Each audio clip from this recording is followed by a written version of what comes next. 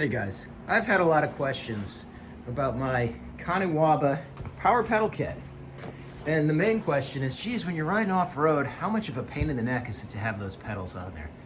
Well, I gotta tell you, for flipping back and forth between the street and the road, it's not a big deal, but if you really want to off-road, it's probably better to put the pegs on.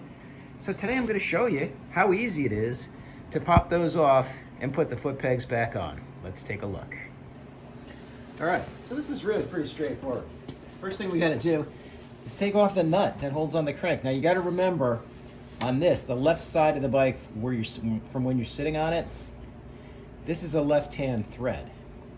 So you would think, okay, normally counterclockwise is gonna loosen it, but this is the opposite. So I just put my impact gun on tighten and spin that nut right off of there. That's all there is to it.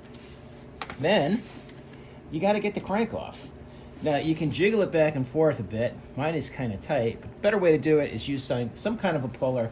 Let me take a look and see what I've got. So the challenge here is you need a little puller that's got a low enough profile to actually sneak in there. This is the smallest one I have. It's a little 2-jaw puller, but it won't fit. So what are we gonna do? I'm just gonna grind a little bit off of here. This is inexpensive, so I'm just gonna make my own tool.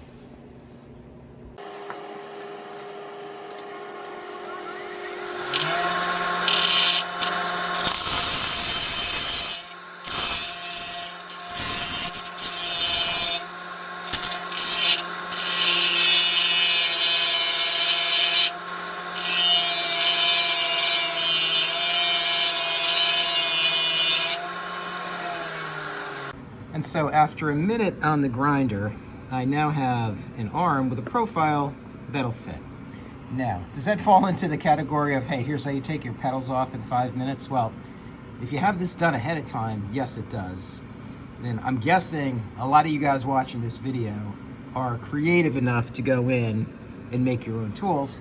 If not, Kaniwaba sells a little puller that you can thread in there and do the same thing. But to me, this is cooler, and I'll use it again in the future. All right, here we are with the puller ready to go. So you get the modified arms fit right behind the crank.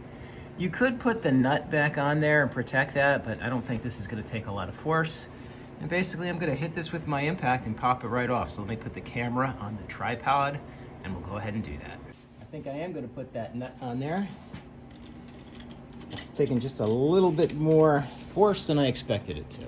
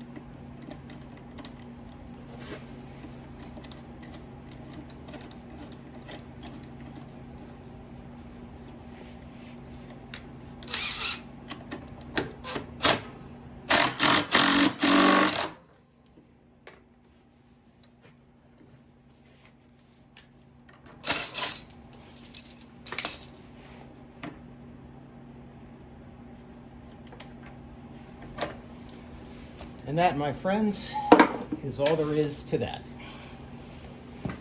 Now we got to repeat on the other side. So once you've done both sides, putting the pegs back on is simply a matter of putting the pegs back on.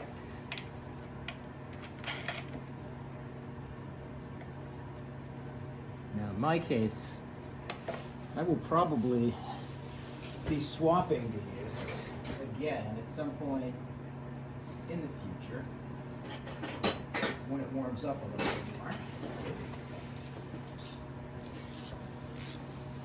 And as a result of that, I am not going to go crazy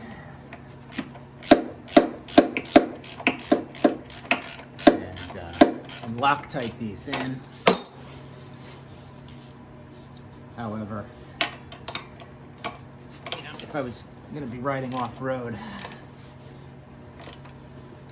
for any significant period of time, I would go ahead and do that. All right, let's just do the other side. All right, if you take the time to make the tool out of the equation, and you should, because you're only gonna do that once, this is a 10-minute job, right? So after 10 minutes, I'm back to foot pegs, and I'm ready to go, and I can switch back to pedals in even less time than that. Now, you leave the shaft in place. That actually reinforces things anyway. I'm leaving the chain on. It's not robbing any power. And I'm gonna go out and have some fun. And then if I need to switch it back to pedals, which I'm gonna do when it warms up and I start riding on the road again, then I'll just pop the pegs off and put the pedals on. So really easy to do, guys. I encourage you to be able to flip back and forth easily like this. The Kaniwaba kit is a great product, but if you really want to off-road, pegs are obviously the better solution. Hope this was useful to somebody, and as usual, if this was helpful, please like my video and think about subscribing. Thanks for watching. Have a great day.